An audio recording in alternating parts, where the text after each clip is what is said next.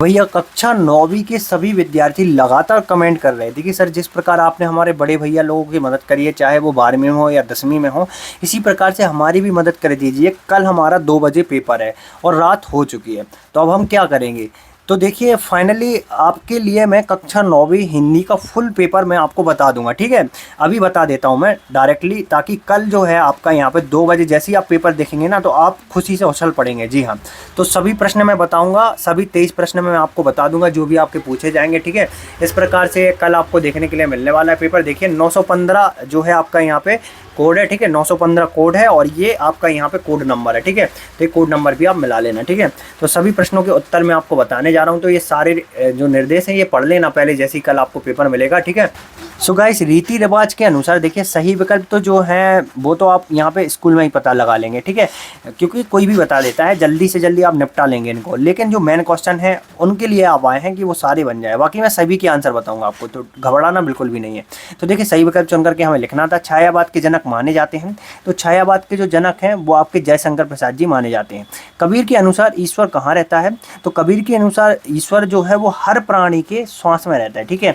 वीर रस का स्थायी भाव पूछा गया है, तो वीर रस का जो स्थायी भाव है वो उत्साह होता है, ठीक है। वीर रस का स्थायी भाव क्या होता है, उत्साह। इसके बाद महादेवी ने पुरस्कार में मिला चांदी का कटोरा किन्हें दे दिया था, तो श्री महात्मा गांधी जी को उन्होंने ये चांदी का कटोरा दे दिया था, ठीक है। रचना के आधार पर वाक्य कितने प्रकार के होते हैं, तो 3 प्रकार के होते हैं, ठीक है।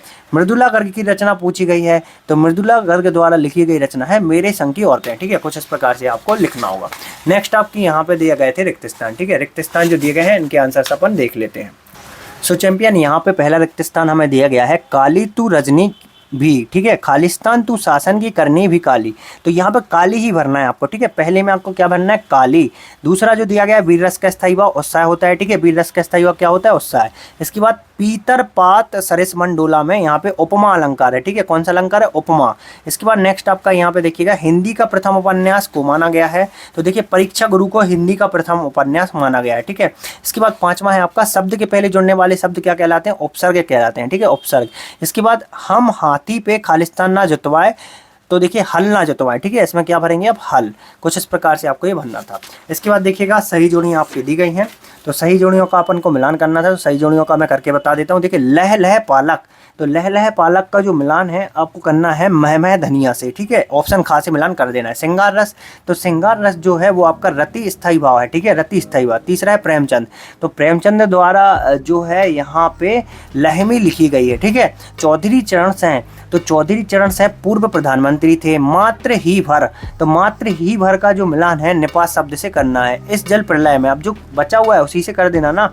बचा कौन सा है अपना, 6वां बचा है फणीश्वर नाथ रेणु, ठीक है। सो गाइस, इसके बाद थे आपके एक वाक्य एक शब्द में उत्तर। अब जैसा कि मैंने बताया आपको, ये तो आपको आंसर वहीं पे मिल जाएंगे। मैन अपनी जो वीडियो अब स्टार्ट होगी वो होगी क्वेश्चन आंसर वाली, जो कि आपको नहीं मिलने लगते हैं, ठीक है।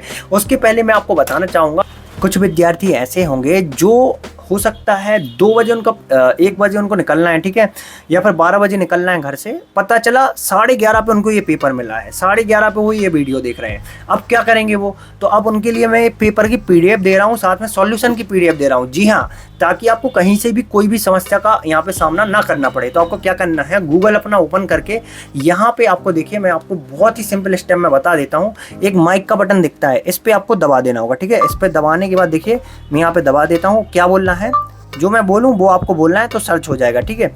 आपको क्या बोलना है मैं बोल के दिखाता हूँ। क्लास 9th वार्षिक परीक्षा MP board set A Hindi paper,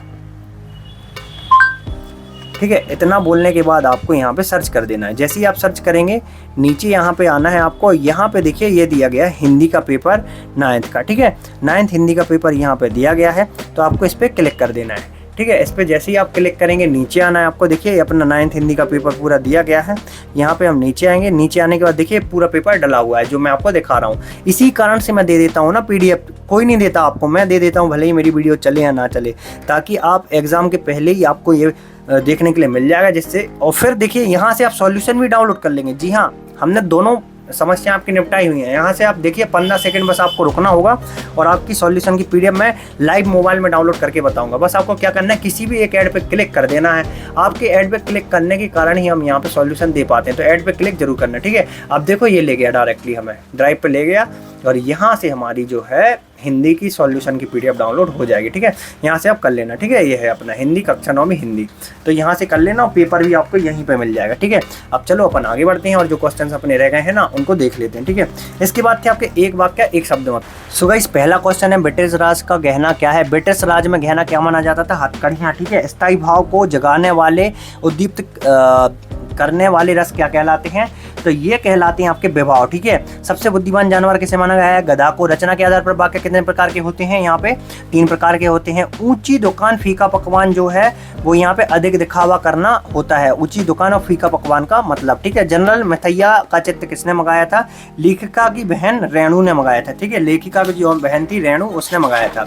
अब है आपके सत्य। ठीक है, तो जो सत्य होंगे वो मैं आपको बता देता हूँ, बाकी सारे असत्य हैं। ठीक है, तो पहला जो दिया गया है, गोपी श्री कृष्ण की तरह मोर पंख का मुकुट धारण करने को तैयार नहीं है, तो ये आपका सत्य है। ठीक है, इसके बाद तीसरा भी आपका सत्य है जिसमें दिया गया है किसी घटना का आंखों देखा वर्णन रिपोर्टाज कहलाता है। ठीक है, इसके बाद आपका यहाँ पे 5वां भी सत्य है। ठीक है, 5वां, लेखिका मृदुला गर्ग माँ यहाँ पे बहुओं के दायित्व को नहीं निभाती थी। बाकी जो भी मैंने छोड़ दिए हैं वो सारे असत्य हैं, तो वो जो भी छोड़े हैं वो सारे के सारे असत्य हैं, उसमें आपको असत्य लगा लेना है। ठीक है, इसके बाद देखिएगा दिया गया है भक्ति काल की प्रमुख 4 विशेषताओं का उल्लेख करना था। ठीक है, भक्ति काल की जो विशेषता है उनका उल्लेख हमें करके बताना था। सो गाइस, यहाँ पे आंसर देख लीजिए आप, भक्ति काल की प्रमुख विशेषताएं। ठीक है, इसका आंसर आपको 2 नंबर के हिसाब से लिखना था। इसके बाद अपन आगे बढ़ते हैं और जो क्वेश्चन दिए गए हैं उनको अपन देख लेते हैं। ठीक है, 7वां दिया गया है ब्रजभूमि के प्रति कवि रसखान का प्रेम किन किन रूपों में अभिव्यक्त हुआ है? तो यहाँ पे देखिएगा ब्रजभूमि के प्रति कवि रसखान का प्रेम जो है किन किन रूपों में यहाँ पे अभिव्यक्त हुआ है, इसका आंसर आप देख सकते हैं। ठीक है, इसके बाद देखिएगा आप यहाँ पे मेघ आय कविता में जिन रीति रिवाजों का मार्मिक चित्रण हुआ है उनका वर्णन आपको करना था। तो मेघ आय कविता में देखिएगा किन रीति रिवाजों का वर्णन किया गया है, यहाँ पे देखिएगा आप, तो ये 8वें का अथवा किया हुआ है हमने, कवि ब्रज वाला। ठीक है, ये कवि ब्रज वाला जो क्वेश्चन है ना अपना, कवि ब्रज के वन बाग तालाब निहारने के पीछे क्या है? ठीक है, तो इसका आंसर आप देख लीजिए अथवा 8वां का। इसके बाद 9वां पढ़ लीजिए आप, यहाँ पे मैं 9वां आपको दिखा देता हूँ। कबीर के काव्य के कला पक्ष पर प्रकाश डालना था। ठीक है, कबीर के काव्य पर जो कला पक्ष है उनका, उस पर प्रकाश डालना था, तो एक कला पक्ष देख सकते हैं आप। इसके बाद अपन आगे बढ़ेंगे। आगे जो दिया गया है काव्य की परिभाषा लिखनी थी। ठीक है, काव्य की जो परिभाषा है उसको लिख करके हमें बताना था।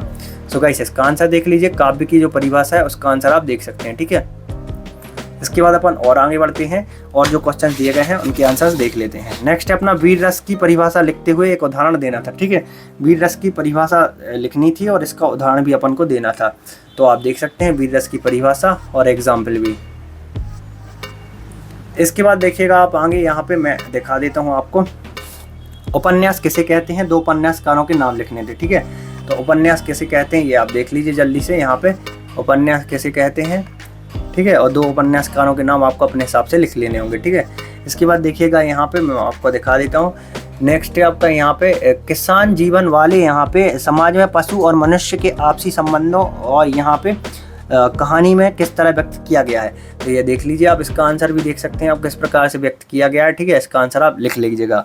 नेक्स्ट आप देखिएगा, आपके द्वारा वस्तुओं को खरीदने का आधार वस्तु की गुणवत्ता अच्छी होनी चाहिए है, और अथवा में है सांवले सपनों की याद शीर्षक की सार्थकता पर टिप्पणी। तो ये देखिए आप, सांवले सपनों वाला अथवा वाला आंसर देख लीजिए। ठीक है, 15वां दिया गया है राहुल सातकर्यान की भाषा शैली बतानी थी। ठीक है, तो ये जो है भाषा शैली की विशेषताएं जो है वो कुछ इस प्रकार से आपको लिखनी थी। ठीक है, भाषा शैली की विशेषताएं। ठीक है, यहाँ पे देखते जाइए आप, साहित्य में स्थान। इसके बाद 16वां है उपसर्ग और प्रत्यय में अंतर बताने थे। ठीक है, तो उपसर्ग और प्रत्यय में अंतर आप देख सकते हैं, यहाँ पे देख लीजिए, उपसर्ग और प्रत्यय में अंतर दिए गए हैं। 17वां है खरीदी बिक्री बंद हो चुकने के बाद पान की बिक्री अचानक क्यों बढ़ गई, तो इसका आंसर भी देख लीजिए, पान की बिक्री अचानक क्यों बढ़ गई। ठीक, सो गाइस, इसके बाद अपन देखेंगे यहाँ पे 18वां क्वेश्चन, जहाँ से आपके 3 नंबर वाले जो है गद्यांश पद्यांश से स्टार्ट हो जाएंगे। तो ये आपका यहाँ पे गद्यांश है, जिसका आंसर आप देख लीजिए किस प्रकार से आपको करना था। ये गद्यांश है जिसका आंसर आपको करना था 18वां। 19वां गद्यांश है, 19वां गद्यांश आप पढ़ लीजिए एक बार ध्यान से, और इसका आंसर मैं आपको दिखा देता हूँ। ठीक है, 19वां जो गद्यांश है इसका आंसर भी आप देख लीजिए ध्यान से। ठीक है, ये 19वां गद्यांश है पूरा। ठीक है, इसके बाद 20वां क्वेश्चन देखिए आप, विद्यालय वाला क्वेश्चन है अपना। तो 20वां जो है अपना यहाँ पे, इसमें देखिए स्वच्छ भारत अभियान वाला जो अनुच्छेद वाला है, इसका आंसर आप देख लीजिए। ठीक है, स्वच्छ भारत अभियान अनुच्छेद वाला आंसर। इसके बाद देखिएगा यहाँ पे 21वां जो दिया गया है, इसमें अपन को गद्यांश दिया गया है। ठीक है, 21वां में दिया गया है गद्यांश। तो गद्यांश आप स्वयं से करिए, क्योंकि गद्यांश तो नॉर्मल है, आप पढ़ लेंगे। मैं चाहूँगा तो आंसर बता सकता हूँ, बट आप पढ़ लेना इसको। देखिए ध्यान से पढ़ लेना, यहाँ से जो क्वेश्चन है आप स्वयं से करना। ठीक है, गद्यांश ध्यान से पढ़ लेना और इसकी आंसर ढूंढ लेना, फिर अथवा देख लीजिए आप। ठीक है, इसके बाद यहाँ पे जो है जन्म दिवस के लिए एप्लीकेशन लिखनी थी, बधाई देनी थी, ये भी आप स्वयं से लिखना और निबंध आपको स्वयं से करना है। ठीक है, तो इस प्रकार से सभी क्वेश्चंस लगभग मैंने बता दिए हैं जो कल आपके एग्जाम में आने की संभावना है। ठीक है, बहुत ही महत्वपूर्ण ये पेपर है। इस वीडियो को ज़्यादा से ज़्यादा शेयर